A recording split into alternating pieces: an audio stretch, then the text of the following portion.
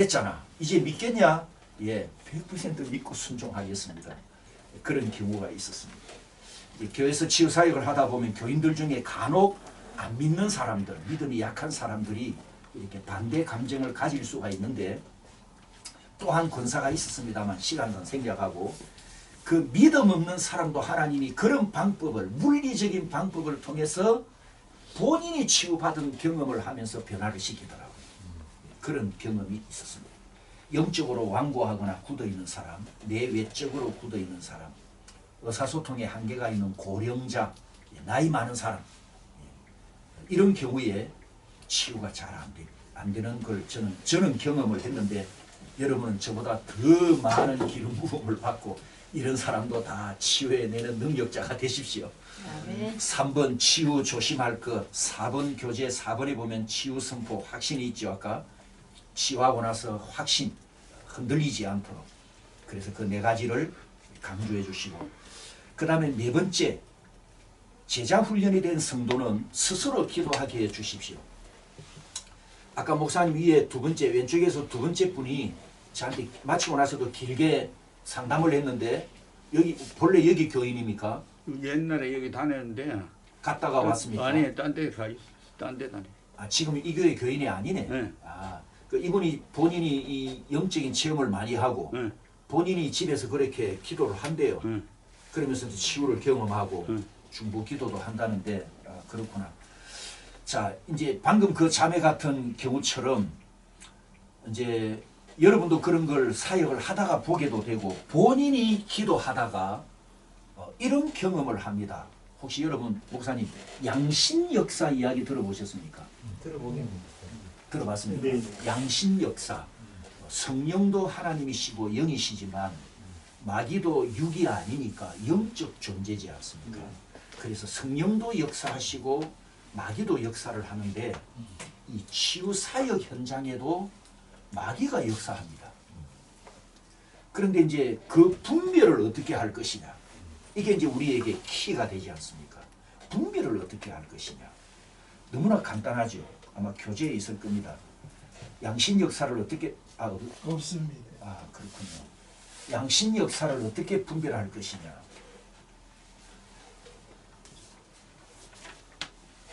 하나님은 질서의 하나님이시고 평강의 하나님이십니다. 그러면 이 반대로 나타나는 것은 전부 마귀의 역사로 보면 됩니다. 질서와 반대, 평강과 반대. 아까 제가 치유기도 할 때 반응을, 느낌이 오고 반응을 보이는 사람한테 제가 계속 확인했던 거 그거죠. 고통이 있습니까? 아픕니까? 그렇지는 않다라고 대답했죠. 다. 그럴 경우에 다 좀 괴롭긴 하지만 견디지 못할 정도의 통증은 아니었거든요. 그래서 이제 성령님의 치유로 이렇게 이제 의지하는데, 만약에 마귀가 역사를 한다면 아픔을 준다. 괴로움을 주고. 그럴 경우에는 축사를 해야 되겠죠. 축사를 해야 되고, 대전에 어느 교회에서 그 교회 3박 4일 집회를 했는데, 부근에 있는 이제 목사님이 한번 참석하셨어요. 클리닉 때 제가 양신 역사를 이야기하고 나서 잠시 쉬는 시간에, 목사님 고백할 게 있습니다. 예, 제가 양신 역사 공격을 받았고 손가락 잘린 게 증거입니다. 제가 깜짝 놀랐어요. 좀 구체적으로 말씀해 보십시오. 자기가 작정 기도를 하고 열심히 기도를 하는데 어느 날 네 손가락을 잘라라. 처음에 자기가 의심스러워서 그냥 무시했대요. 그 다음날 또 기도하는데 또 똑같은 음성이 네 손가락을 잘라라. 그래가지고 주방에 가서 바로 잘라버려. 그리고 난 뒤에, 한참 뒤에 자기가 속았다는 걸 깨달았습니다.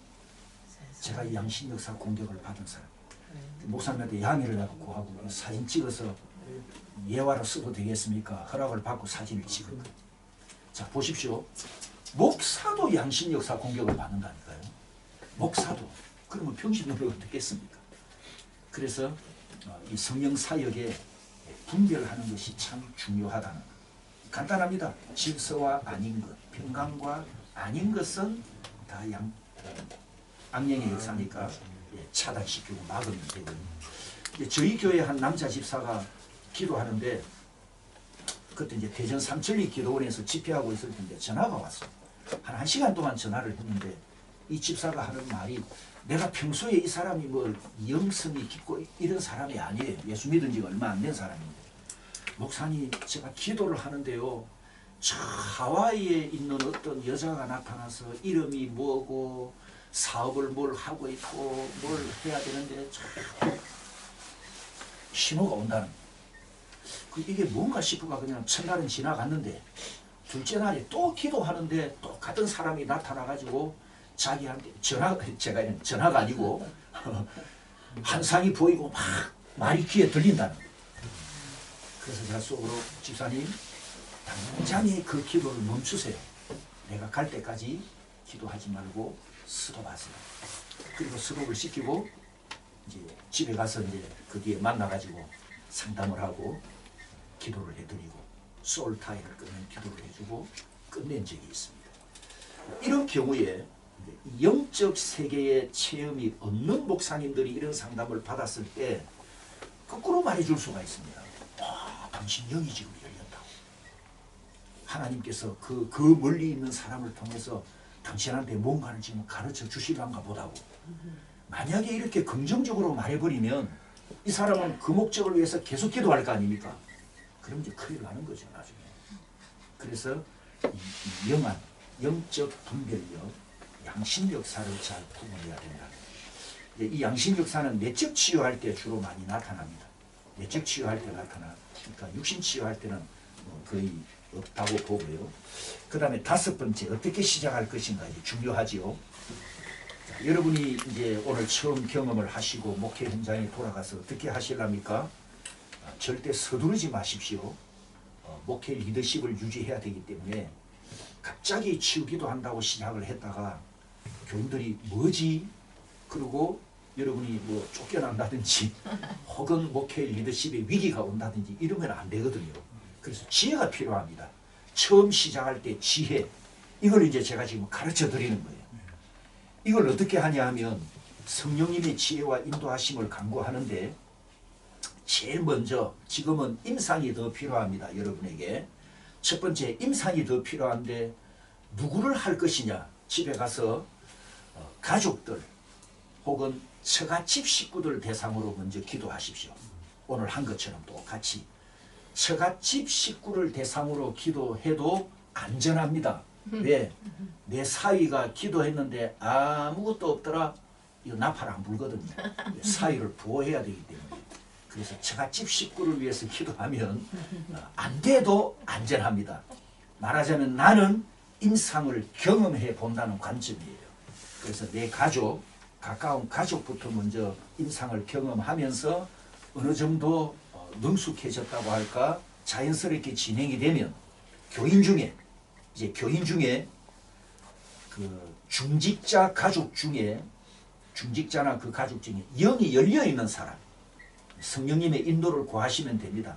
또 같이 오랫동안 목양을 했으니까 알지 않습니까? 누가 어떤 상태에 있다는 걸. 영이 열린 사람을 중에 아픈 사람이 있으면 조용하게 불러서 이 기도를 시작하십시오. 조용하게. 그리고 이제 주의를 주는 거죠. 아직 소문은 내지 마라. 어느 정도 진행이 될 때까지 침묵을 지키고 있거라. 이제 그렇게 차츰차츰 시작해 가는데 간혹 교회에서 장로나 권사 중에 좀 교인 중에 힘이 있는 사람이 있으면 그 힘 있는 사람의 가족을 먼저 터치하면 더 좋습니다. 힘 있는 사람, 장로 사모나 뭐 장로 자식이나 또 아니면 권사의 자녀나 그런 사람을 먼저 터치할 수 있는 환경이 되어 있다면, 영이 열려 있다면 그들을 먼저 터치하면 결국 목사님의 그 능력을 이제 신뢰하게 되니까 힘 있는 사람을 통해서 내 목회 리더십이 상처를 안 받고 공격을 안 받고 유지해 갈 수 있다는 거죠. 그런 지혜가 필요하다는 거예요. 그렇게 가시면 되겠고요. 그 다음에 이 세미나가 끝나고 여러분이 돌아가시면 10중 8구 이런 현상이 옵니다. 치유해 주고 싶은 마음의 감동이 오는 첫 번째 사람을 만나게 됩니다. 그 첫 번째 사람은 누군지 어디에 있는지 누군지 모르겠지만 만남 속에 아프다는 이야기를 듣고 내가 치유를 해줘야 되겠는데 라는 마음이 오면 그게 성령의 감동이니까 그 기회를 절대 놓치면 안 됩니다. 어떤 수단과 방법과 시간을 내서라도 그분을 치유해 드리십시오. 놀라운 기적을 경험할 겁니다. 꼭 부탁드립니다. 첫 번째 그 기회를 놓치지 마십시오.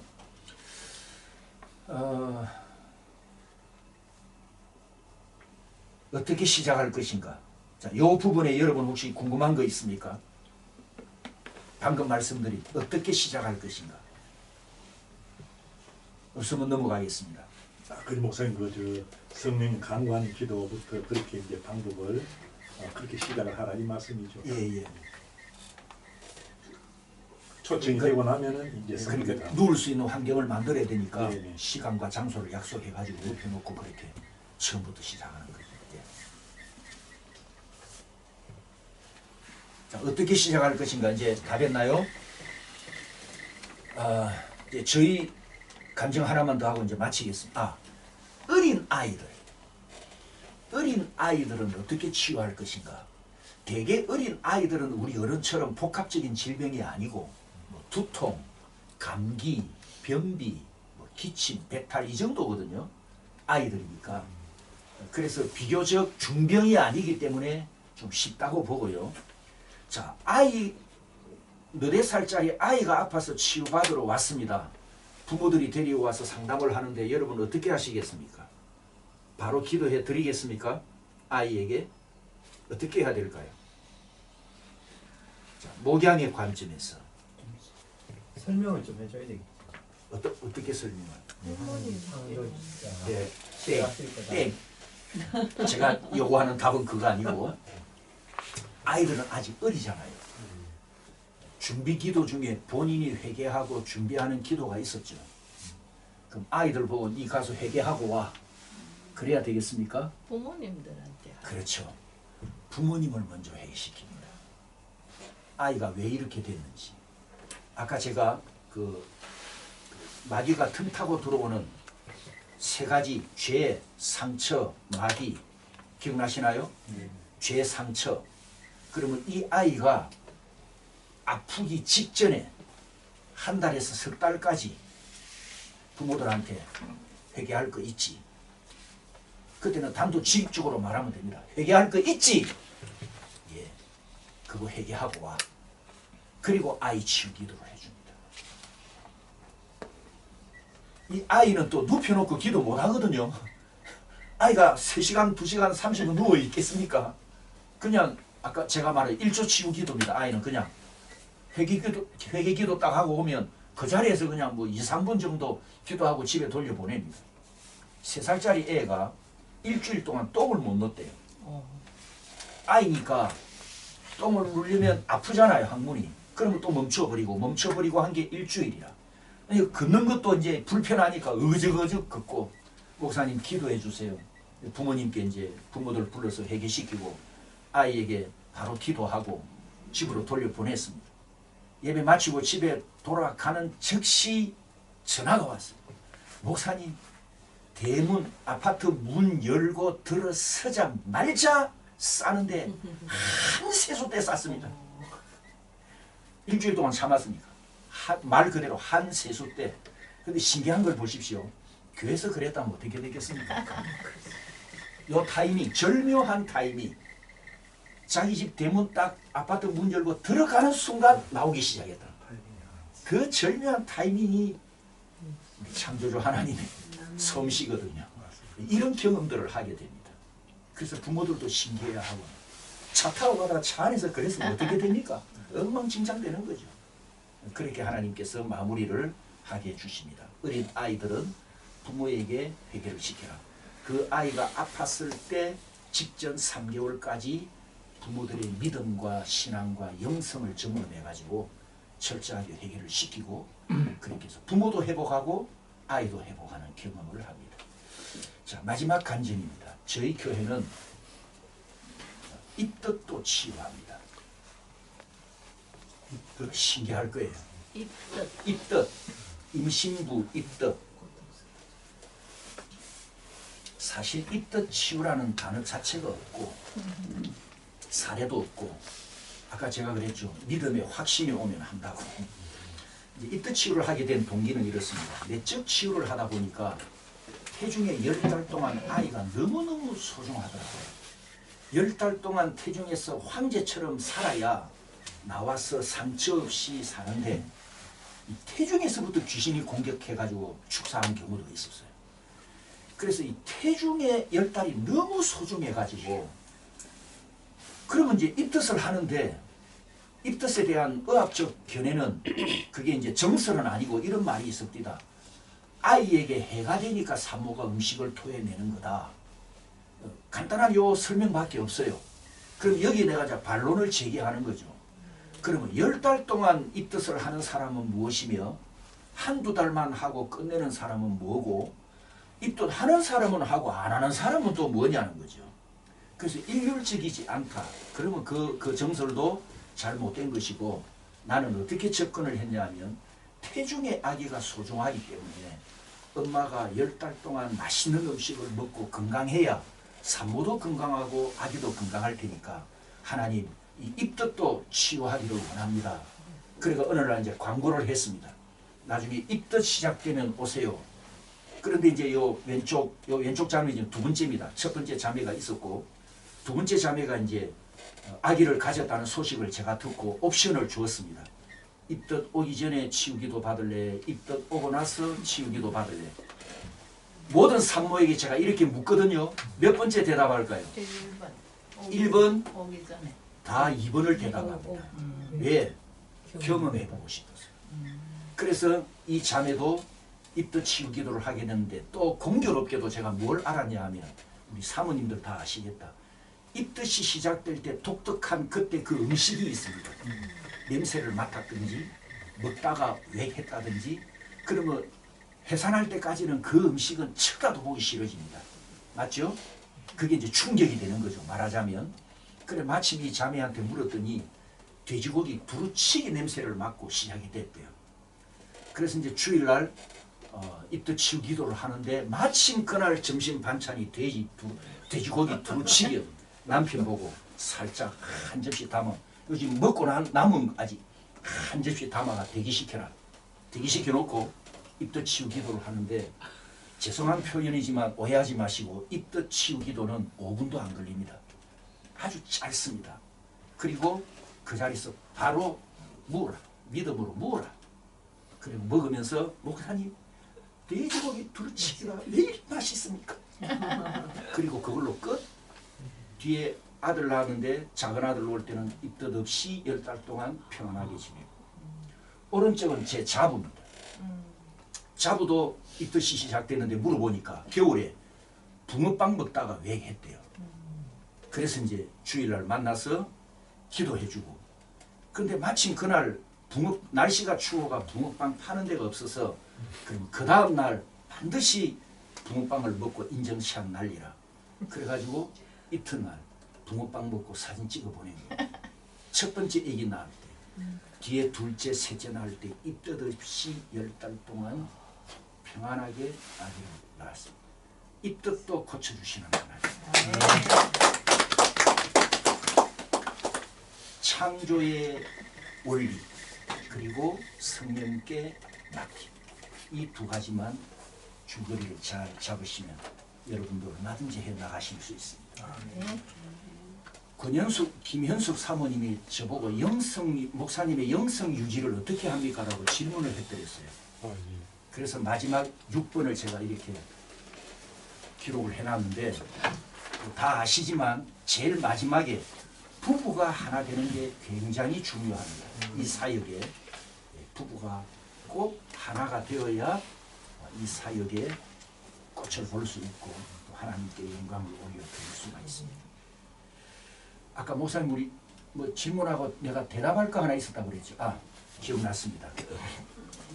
이 사역을 하다 보면 처음 들어오신 분들이 가장 많이 하는 질문 중에 하나가 이겁니다. 무당도 병을 고치고 목사도 병을 고치는데 그럼 그 병 고치면 똑같지 않느냐라고 질문을 해옵니다. 여기에 대한 답이 혹시 있을까요?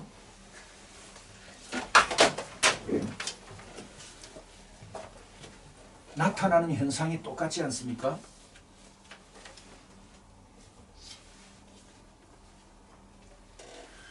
무당은 예수가 없죠. 십자가의 피도 없고 그리고 복음도 없습니다. 그렇기 때문에 100만 원짜리 치료를 하고 나면 300만 원짜리를 해야 되고 그 다음에 500만 원짜리를 해야 되고 그건 무슨 말입니까? 완치가 아니라 더 사로잡히는 거죠. 소울타입. 더 영적으로 묶이는 거죠. 만약에 재발을 안 하면 100만 원짜리 구슬하고 고침 받았다가 재발을 안 하면 300만 원, 500만 원짜리 할 필요가 없거든. 근데 재발을 하니까 그 다음에 상담하러 가면 자꾸 단가가 올라가잖아요. 그게 무당의 치유라고요. 마귀가 잡고 있으니까. 바알세불이 잡고 있으니까. 그런데 우리의 치유는 십자가에 피가 묻어 있고 성령의 능력으로 고치고 부작용 없이 후유증 없이 완치시켜 주시는 하나님의 은혜를 구하는 치유여서 예수 복음이 있냐 없냐, 예수 이름의 권세가 있느냐 없느냐, 그 차이점이라는 거 말씀을 드립니다. 자, 제 강의는 다 끝났습니다. 제가 아까 말한 지금 오른쪽에 보고 계시는 일체 해부도 이미지 다 보내드릴 테니까 제가 강의한 PPT 제 강의 원고안까지 다 보내드립니다. 저는 아낌없이 내 것이 아니고 주님의 것이니까 다 드립니다. 그래서 이메일 주소를 저하고 이메일 소통을 현재 안 하시는 분 이메일을 적어주시면 제가 다 보내드리도록 하겠습니다. 자, 여기까지 강의는 끝났습니다. 여러분 질문 있으면 감사합니다. 치유하실 때는 예. 다 이렇게 누워서 예. 이렇게 하는 게 제일 좋고 예, 무조건 다 눕혀서 이렇게 예, 대체로 눕혀서 합니다. 근데 이제 누울 수 있는 환경이 아니고 뭐 시간이 촉박하다든지 그럴 때는 그냥 뭐 안전 그 자리에서 머리 안수하고 치우기도를 씁니다.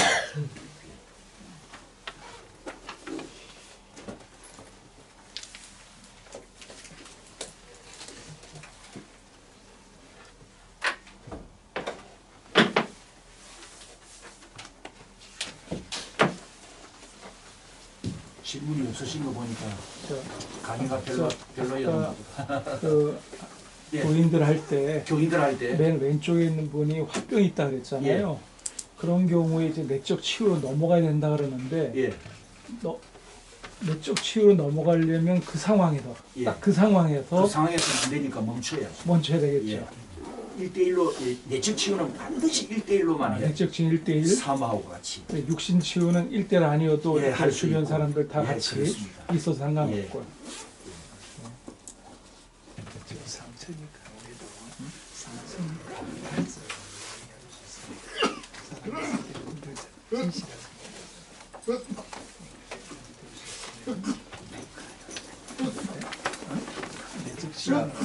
질문 없습니까? 없으면 마칠까요?